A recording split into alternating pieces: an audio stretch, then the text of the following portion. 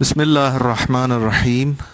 अल्हम्दुलिल्लाहि रब्बिल आलमीन वस्सलातु वस्सलामु अला रसूलिहिल करीम व अला आलिहि तय्यबीन अत्ताहिरीन अल मासूमीन। अम्मा बाद, आज एक दफ़ा फिर हम पाकिस्तान की मशहूर शख्सियत क़ातिअ नासबियत व ख़ारिजियत मुनाज़िर इस्लाम हज़रत अल्लामा अब्दुल्ला जरवार साहब के साथ उनके रिहाइशगाह के करीब बैठे हुए हैं। आज अल्लामा साहब से उनकी ज़िंदगी में जो होने वाले वाक़यात हैं, यानी वो अहले हदीस से शिया कैसे हुए और उन्होंने कौन कौन से मुनाज़रे जो है वो अपने दौर में किए हैं, आज हम अल्लामा साहब से इंशाअल्लाह उस मुतालिक कुछ सवालात करेंगे और आप सबके साथ शेयर करेंगे।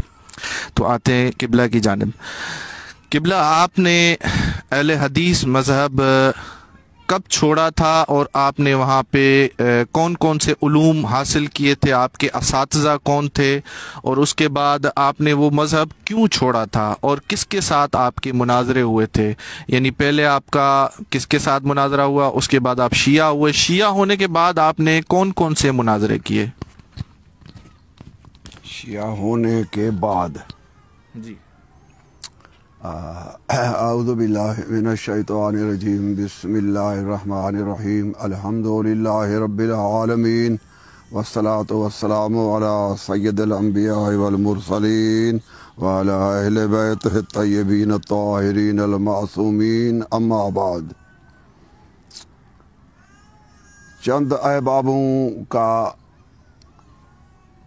इसरार है कि आप साबिका मज़हब अहले हदीस किस वजह से तर्क किया, क्या वजूहात थे, उनके मुख्तसर उनके रोइदात बयान करें।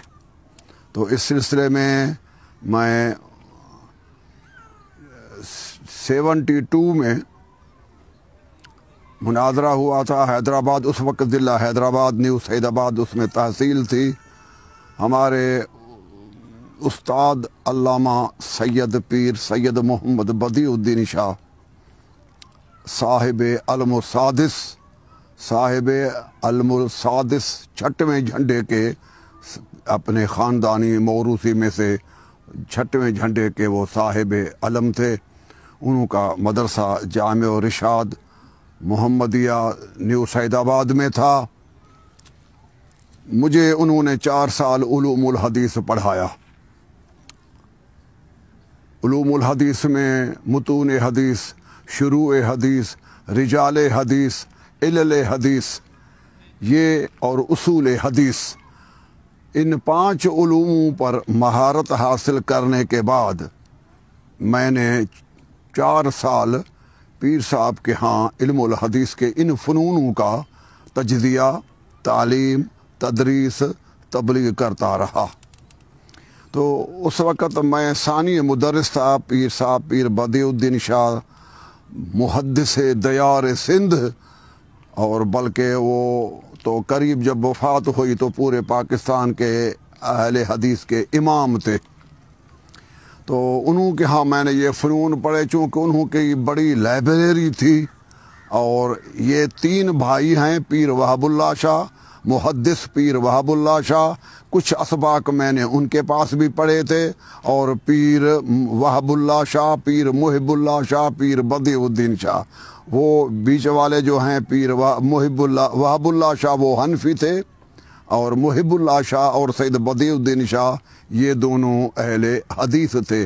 तो इन दोनों अहले हदीसों के पास मैंने अजीम लाइब्रेरी जो इन्हों की थी, मैं वो अपने कलमी नुस्खे जो अब अब तक उस वक़्त जो शाये न हुई थी, यानि ज़ेर इत्तिबात से आरास्ता न होकर आई थी, कलमी नुस्खे उनके लाइब्रेरियों में मौजूद थे। मैंने रिजाल और उसूल हदीस में मैंने उनकी किताबों का कलमी नुस्खों को मैंने अपने हाथ से वो नुस्खे मैंने अपने मुसवदा अपनी बयाज में जमा किए।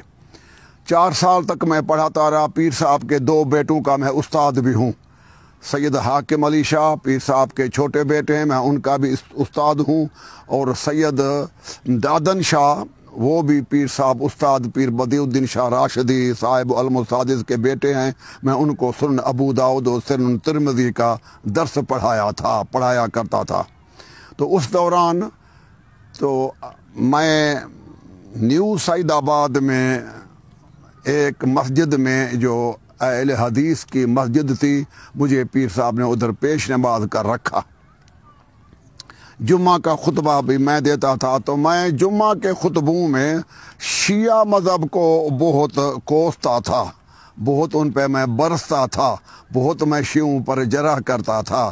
تو ادھر کے جو بلوچ تھے کھوسا برادری کے، وہ میرے ملنے آئے کہ آپ جروار ہیں، بلوچ ہیں، ہم بلوچ ایک ہیں، آپ ہم کو کیوں کافر کہتے ہیں؟ میں نے کہا آپ دشمن اہل بیت ہیں. تو انہوں نے کہا کہ ایسے نہیں ہونا چاہیے. میں کہ قومیت مذہب میں نہیں چلتی، قومیت کی بات دوسرے نمبر پہ ہے، پہلے بات اسلام اور مسلمان کی ہے. اگر تم حق پر ہو تو کوئی عالم میرے مقابلے میں لاؤ. تو انہوں نے 1 مہینے میں پورے سندھ میں تو کوئی مقابل میرے نہیں ملا. پنجاب کے ضلع گوجرا میں مولوی مناظر اسلام علامہ محمد اسماعیل سابق دیوبندی کو میرے مناظرے میں لائے. پہلے عشرہ محرم تھا، علامہ مناظر اسلام نے ادھر پڑھا. عشرہ محرم میں ہمیں دعوت دی گئی کہ آپ بھی رات کو سماعت کرنے کے لیے آئیں.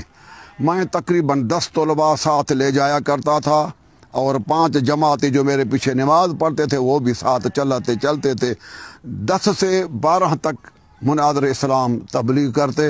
سارا رخ خطاب جو ہے وہ میرے طرف تھا. ان کو بتایا گیا تو پیر صاحب کے صوبے سندھ کا جو بڑا عالم ہے وہ یہی ہے، آپ کتابوں کا رخ اس طرف کریں جہاں وہ کھڑے ہیں. تو میں نے 10 راتوں کو سماعت کیا، اور علامہ مناظر اسلام محمد اسماعیل دیوبندی صاحب نے جو بھی مذہب شیعہ کا ثبوت پیش کیا سب ہم اہل سنت و اہل حدیث کے کتابوں سے دکھلایا، کتاب کو کھول کر کے بیان کیا. میں چونکہ علم کا پیاسا تھا، 4 مذاہب میں پہلے چھوڑ بھی آیا تھا عدم دلیل کے لیے کہ ان کا کوئی وجود ثبوت شرعی طور پر نہیں تھا. لہذا ان 4 مذہبوں 3 مذہبوں کو چھوڑ کے اب اہل حدیث کے آخری مذہب میں ٹاپک پر کھڑا تھا. تو میں نے انہوں کو دکھایا. تو اس وقت جو دلائل بھی جتنے تھے میں اس وقت نازاں تھا، فرحاں تھا کہ مذہب اہل حدیث جو ہے اس سے زیادہ کوئی اور مذہب نہیں ہوگا. اور موضوع تھا کہ علامہ محمد اسماعیل صاحب کا 10 راتوں میں تشیع پر ثبوت سنی کتب سے، تشیع مذہب اہل بیت کا ثبوت اہل سنت کی کتب سے، خصوصاً اہل حدیث کی کتب سے. تو میں نے 10 راتوں سے پہلے جب 5 مجلسیں سنی تو میرے طلباء اور جماعتیں جا کر رات کو 12 بجے سو جاتے تھے. میں چونکہ اس وقت ینگ تھا، مجھے جنون تھا مذہبی، میں رات کو 12 سے لے کر 2 تک کتابوں کو چیکنگ کرتا. تو آیا شیعہ مناظر نے حوالے صحیح دیے ہیں، کتاب صحیح بتایا، عبارت صحیح پڑھی ہے. تو میں جا کے 5 راتوں تک یہی کام کیا، دلائل کی چیکنگ کی، پوری دیکھ بھال کی. مجھے ایک دلیل بھی ان کی غلط نہیں نکلی. میں متاثر ہو گیا تھا مناظرے سے پہلے کہ افضلیت جو ہے رسول کے بعد وہ آل محمد کی ہے. میں یعنی تفضیلی شیعہ 10 تقاریر سننے سے میں تفضیلی شیعہ ہو گیا تھا، کیونکہ وہ خود انسان اپنے ضمیر کا آواز آتا ہے. جب قرآن میں اہل بیت کا یہ مقام ہے تو پھر وہ بھی تفسیر بھی ہمارے کتب اہل سنت میں ہو. تو میں اعتقاداً تفضیلی شیعہ ہو گیا تھا، جیسے شاہ ولی اللہ تفضیلی شیعہ ہیں، جیسے امام راضی تفضیلی شیعہ ہیں. اس قسم کے اور کافی اکابر ہیں. شاہ ولی اللہ کے جو استاد ہیں سید صدر الدین دہلوی وہ بھی تفضیلی شیعہ ہیں.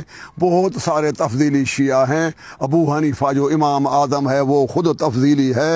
امام شافعی جو ان کا امام ہے وہ بھی خود تفضیلی شیعہ ہے. اس طرح احمد بن حنبل تو تفضیلی شیعوں سے بھی بڑھ کر شیعہ ہے. مگر یہ وقت نہیں ہے کہ میں ان کا دلائل پیش کروں. آئندہ انشاءاللہ کسی موقع مناسبت سے میں احمد بن حنبل کو مکمل، ابن تیمیہ کے مرشد کو، امام بخاری کے مرشد کو میں شیعہ ثابت کروں گا. یہ عقائد ہیں امام بخاری کے اور امام بخاری کے مرشد امام بخاری کے استاد احمد بن حنبل کے. بہرحال اس وقت موضوع یہ طے ہوا کہ جب 11واں دن ہوا تو عشرہ مکمل موضوع ہو گیا، مناظرہ ہمارا شروع ہو گیا. اس مناظرے میں ہم نے کیا دکھلانا تھا؟ ہمیں انہوں نے کہا کہ آپ حضرت ابو بکر کا نام قرآن میں دکھلائیں۔ میں نے کہا کہ میں ابو بکر کا نام قرآن میں دکھلاؤں گا جنون میں، مگر وہ ہمارا جنون تھا، جوانی شباب تھی۔ اس وقت مجھے انہوں نے کہا کہ اب آپ کا ٹائم پورا ہو گیا ہے، اب ہماری باری ہے۔ تو کل پاکستان شیعہ مناظر محمد اسماعیل دیوبندی صاحب کا نے قرآن پاک منگوایا، کلام اللہ کھول کے 15واں سپارہ سورہ مریم کی آیت پڑھی، بسم اللہ الرحمن الرحیم، وَجَعَلْنَا لَهُمْ لِسَانَ صِدْقٍ عَلِيًّا۔ اللہ تعالیٰ نے فرمایا کہ میں نے 1.25 لاکھ انبیاء کے مذاہب کی ترجمان علی ابن ابی طالب کو بنایا ہے۔ یہاں علی جو ہے یہ ترکیب کے لحاظ سے بھی، عربی عبارت کے لحاظ سے بھی، اور آل محمد کی تفسیر کے مطابق، کیوں کہ مولویوں پر قرآن نازل نہیں ہوا، کسی بھی مذہب کا عالم ہو، عالم پر قرآن نازل نہیں ہوا، قرآن محمد رسول اللہ صلی اللہ علیہ وآلہ وسلم پر نازل ہوا ہے۔ لہذا رسول اللہ اس آیت کی تفسیر کریں یا رسول پاک صلی اللہ علیہ وسلم جس کو قرآن کا وارث قرار دیں، تو پیغمبر پاک نے قرآن کا وارث علی ابن ابی طالب کو قرار دیا ہے۔ اس کے لیے کئی حدیثیں صحیح موجود ہیں، مثلا انا مدینۃ العلم و علی بابھا، یہ صحیح سند ہے۔ بوقت میدان مناظرے میں ثابت کروں گا کہ یہ سند صحیح ہے، کسی بھی محدث کو جرأت نہیں ہوگی کہ اس پر جرح کر سکے۔ میں علم رجال کے وہی محدث جرح و تعدیل کے اماموں سے ثابت کروں گا کہ یہ حدیث صحیح ہے، اور سندن بھی اور معنوی طور پہ بھی امیر المومنین میں یہ صلاحیت موجود ہے کہ وہ دروازہ علم نبوت کا حامل ہے۔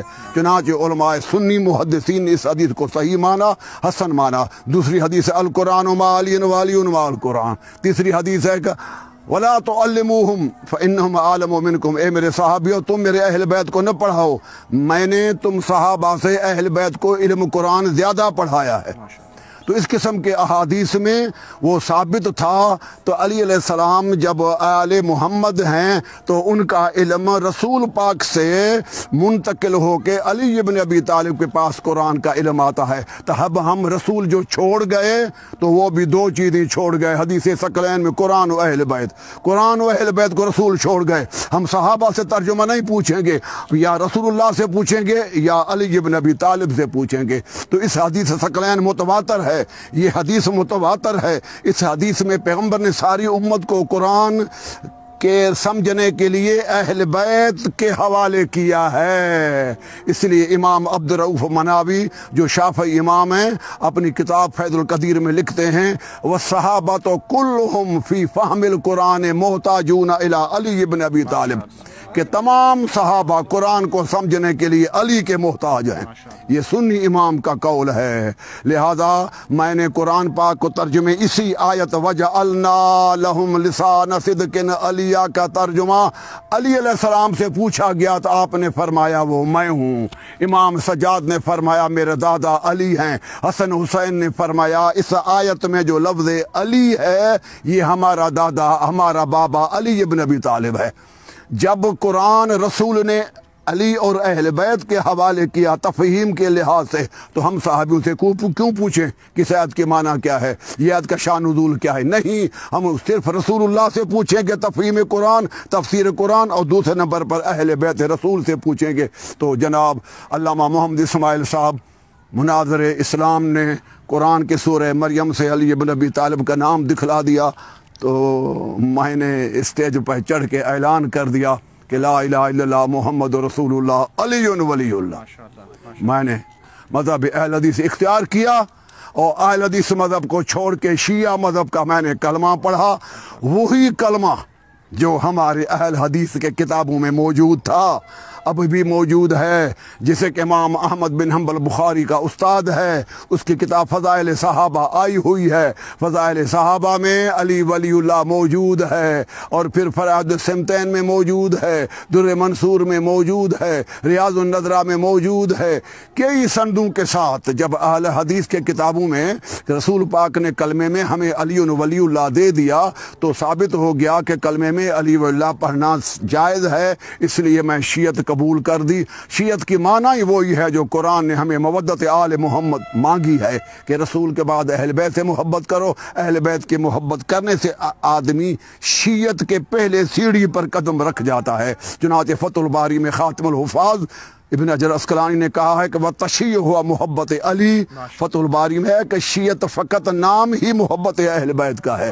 جب اللہ نے قرآن میں محبت اہل بیت کو واجب قرار دیا ہے، تمہارے امام شافعی کیا کہتے ہیں؟ کفاکم یا اہل البیت فخرن، اے رسول کے اہل بیت ہو، تم اہل بیت کے لیے یہ فخر کافی ہے کہ اللہ نے محبت اہل بیت قرآن میں فرض کی ہے۔